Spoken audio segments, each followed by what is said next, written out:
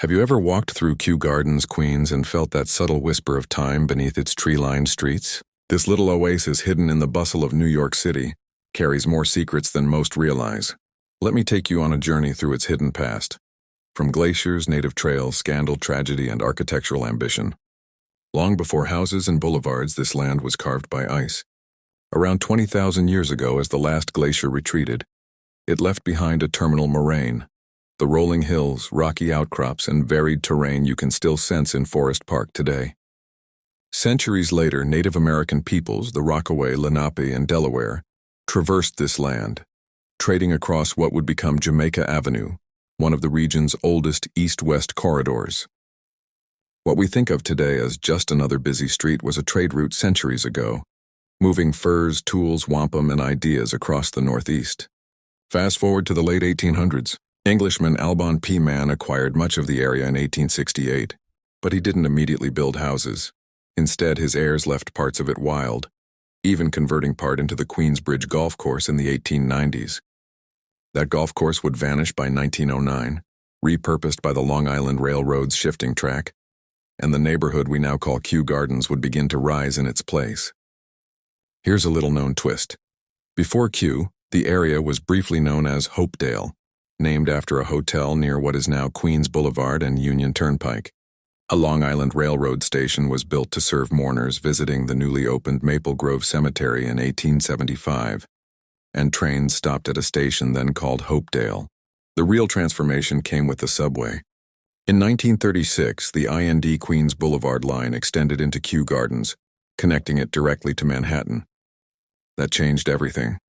Suddenly, this quiet garden suburb became ripe for denser development. Apartments and commercial activity followed.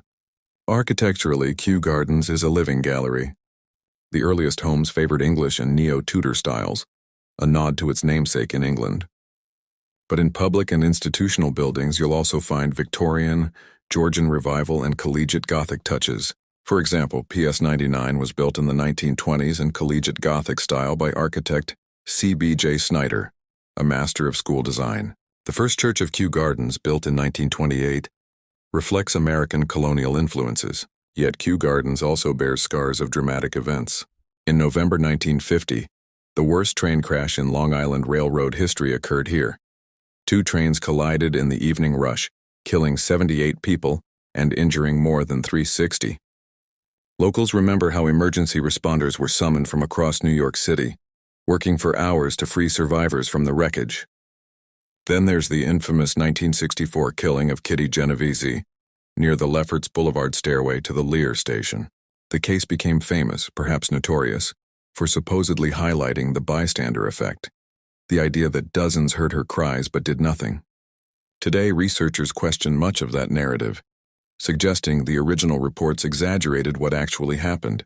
And here's a fun surprise. The bridge over Lefferts Boulevard, sometimes called the Ponte Vecchio of Queens, is lined with shops on both sides. It's one of the few working bridges in the U.S. with a commercial strip built into it.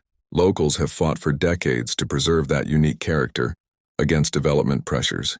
As you walk through Kew Gardens today, past Tudor gables, Georgian brick, and Gothic school facades, you're stepping through layers of ambition, tragedy, social change, and design. This isn't just a quiet Queens neighborhood, it's a microcosm of New York City's evolving identity. A place where glacial geology, indigenous travel routes, suburban ideals, subway expansion, and human drama all intersect. So the next time you hop off the train or stroll along Lefferts Boulevard, remember, beneath your feet flows the hidden current of centuries long gone, telling a story few know, but one worth listening to.